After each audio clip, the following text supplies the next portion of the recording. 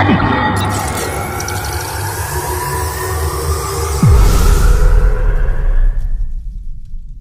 what's going up, guys? It's me, Radiation Knight, back here for another video. And today, we're going to be doing a Plants vs. Zombies 2 challenge.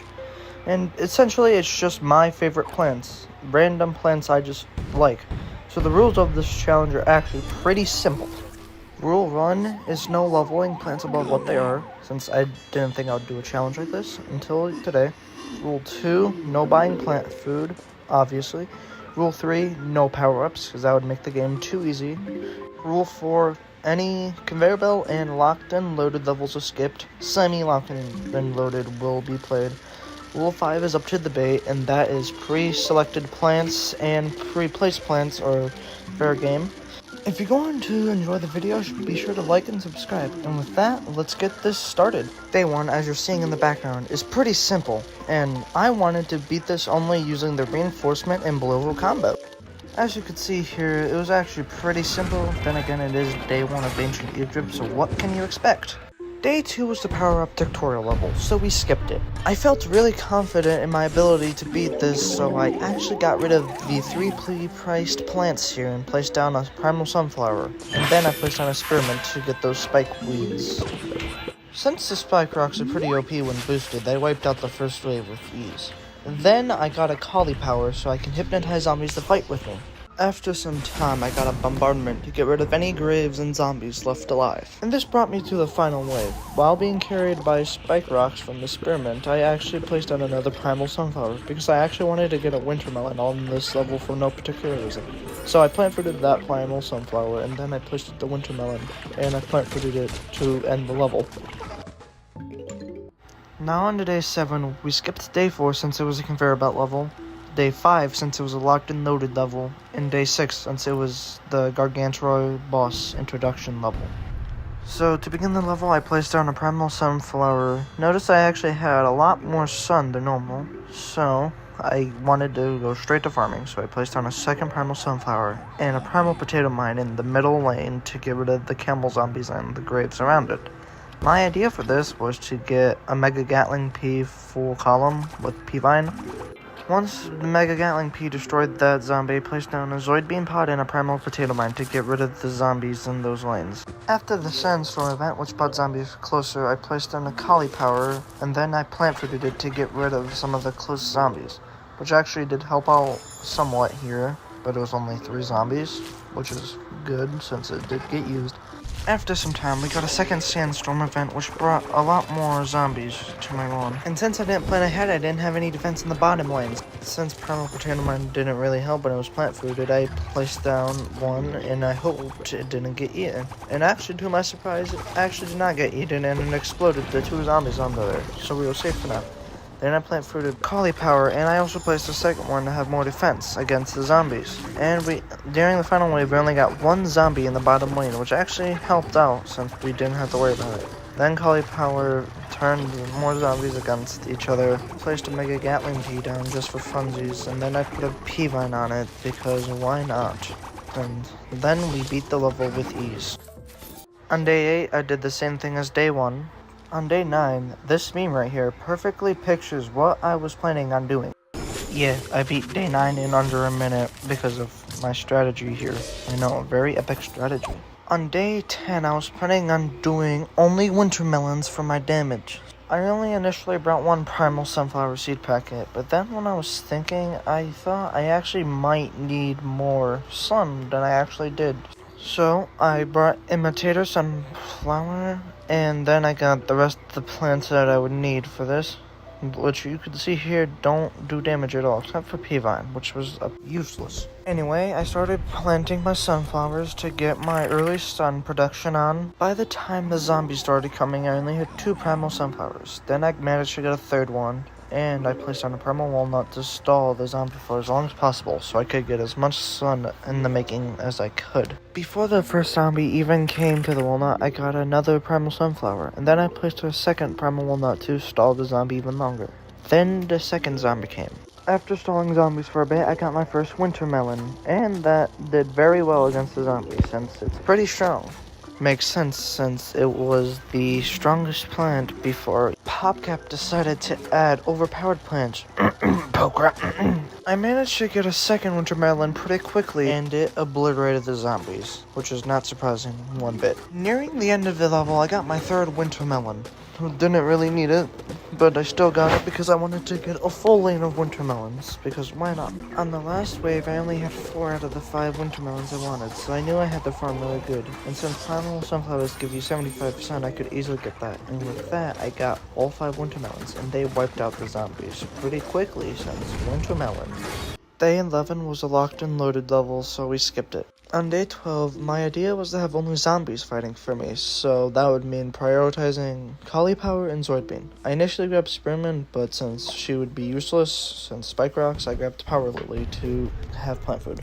So, beginning the day, I placed down a Primal Sunflower to get the sun economy going, and I just waited for it to produce sun. Then I placed down a second one so I can get even more sun. Crazy. When the first zombie came, I instinctively placed down a primal potato mine, and I actually did not notice this until I was editing this video you're watching right now. Not too long after that, I got my first Zoidbean to fight this regular zombie and raw zombie. As you probably could have guessed, this was pretty easy since Zoidbean is pretty overpowered and so is Cauliflower. Then again, Cauliflower you have to pay $5 for, and Zoidbean is a CDM, so yeah, they're both gonna be broken. And yeah, we beat this level with ease. On day 13, we had our first gimmick level that we could actually do, and that was not planting on the mold colonies. This was obviously super easy, since it was essentially don't plant on the back 2 tiles of the lawn, and with that, it was pretty simple. This level was pretty easy, though I was planning on doing a full row of Mega Gatling peas and pea vines, but that would have been more expensive than the full row of winter melons, so obviously that didn't go through. I managed to get down a Cauliflower. And then, after some farming, I got down a Mega Gatling pea. That was pretty OP since it was boosted. Then I managed to get down a second pea vine, and then another. The plant-fruited Mega Gatling pea wiped out its entire lane, and I got down another pea vine Gatling pea. On day 14, I wanted to do only Primal Potato Mine. I did this mainly because I really like how Primal Potato Mine looks like a Minecraft block if you look at it from the slightly artistic point of view, like me. Starting off is pretty easy since Primal Potato Mines are only 50 sun and pretty cheap, and they have a very fast recharge and arming time, so I knew this was going to be probably among the easiest ones to do. We did have this one moment when I accidentally placed down a Zoidbean instead of my Primal Potato Mine and almost plant fruited it, but I actually did not plant fruit it because I was sticking to the rules of my challenge, and I wiped out these zombies pretty easily. But yeah, we beat this level with ease. Day 15 was an endangered plants level, and we actually got sunflowers, meaning we would actually have a lot more sun. So then came my idea of doing only summoner zombies. So we have Zoidbean and Cauliflower. I placed Zoidbean in the lane that I thought the zombie would spawn in first, but I was wrong. And since I didn't have enough sun, I used a teensy tiny little bit of help from Primal Potato Mine.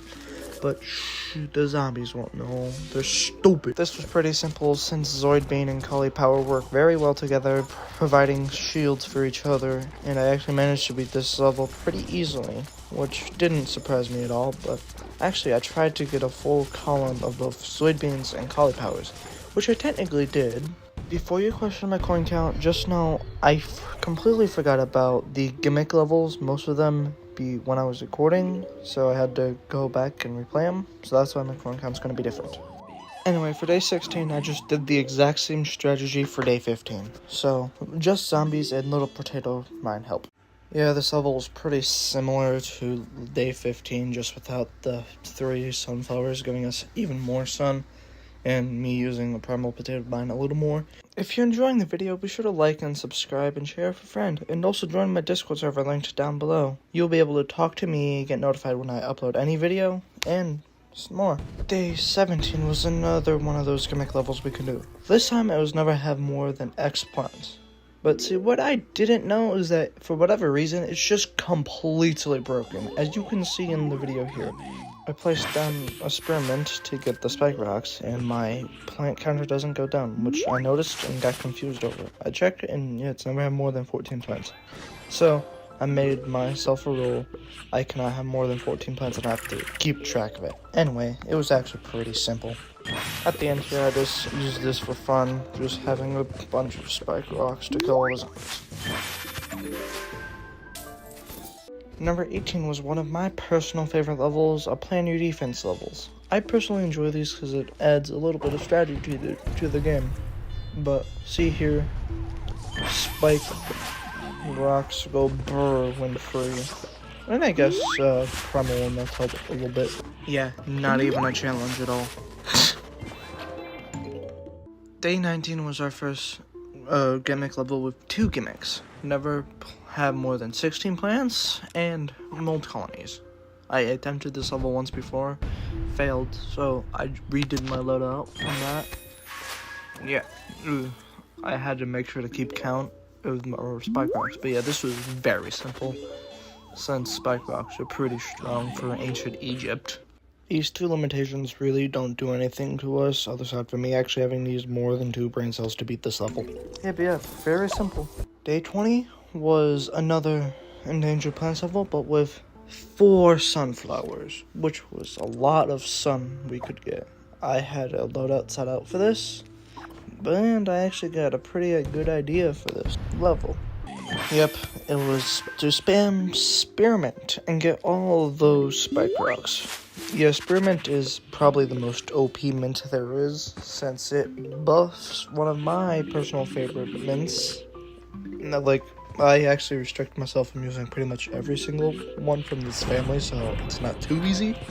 Yeah, like, I personally told myself that I'm not allowed to use Laser Beam, because I personally think that would be way too easy for this challenge. Anyway, yeah, a bunch of spike rocks, the only plant doing damage. This day, it was extremely easy overall, probably one of the easiest days out there. Yeah, see here, there's a lot of spike rocks. And I also decided to have Primal Potato Mine say hi, because why not? Day 21 was a semi-locked and loaded level, and for whatever reason here, my brain just defaulted to just using pretty much every plant that was already given to me for some strange reason. Anyway, guys, like I said at the beginning of the video, if you think, like, me not using picked plants in this case is unfair, let me know down in the comments, and I'll be sure to read every single comment I get on this video, and yes, I will take the most common result from this. Day 22 was another 2 gimmick level. This time it was never have more than 18 plants and also mold colonies. So it was pretty simple. I got a loadout, I did already, and I started off by placing down a primal sunflowers, you know, the same thing like I've been doing this entire video. Then I placed down a bombardment to get rid of most of the gravestones. Once the first zombie got off this first tile, I placed down a spearmint to kill him and get some extra defense, and I placed down a cauliflower to hypnotize any zombie. While the footage behind plays out, I just want to say, how are you guys enjoying this new editing style I'm trying out? Like, I'm putting in a lot more work into these videos, and they're gonna be probably a lot smaller, since I have to do much more work. But that doesn't mean I'm not going to be uploading as much. I'm still going to be as inconsistent as I normally am. Day 23 was the first level we could actually use our plants against the Gargantuar. I know, it's crazy. Like, they were introduced all the way back in day 6 and we're just now fighting him. I know, it's really crazy. Anyway, my plan, I'm going to get a full column of Mega Gatling Peas and Pea Vines. I know it sounds crazy, and I know it's cost more than the Wintermelon full column, but I'm pretty sure we can do this. I felt pretty confident in my ability to get a full column of Mega Gatling Peas and Pea Vines, so I went straight to farming, and I actually almost did. Our last day in this world, day 24, was a Plan Your Defense level, and I didn't want to do what I did last time and just use Spearmint over and over again, so I actually had an idea. Use cauliflowers, wintermelons, and zomboids to fight the zombies. So once I got everything I needed, I immediately planned my defense, and it was actually like the most wonky thing ever, and it actually surprisingly worked. I actually did not think it would work. I did also accidentally place a spearmint, and I didn't realize. But see, at the end, once every zombie was dead, I thought it'd be funny just to have an army of Spectre Ops, since every zombie was dead. And with that, we just beat Ancient Egypt with just my favorite plans. I want to thank you all who joined me, and I want to let you guys know I'm making this into a series. Bye!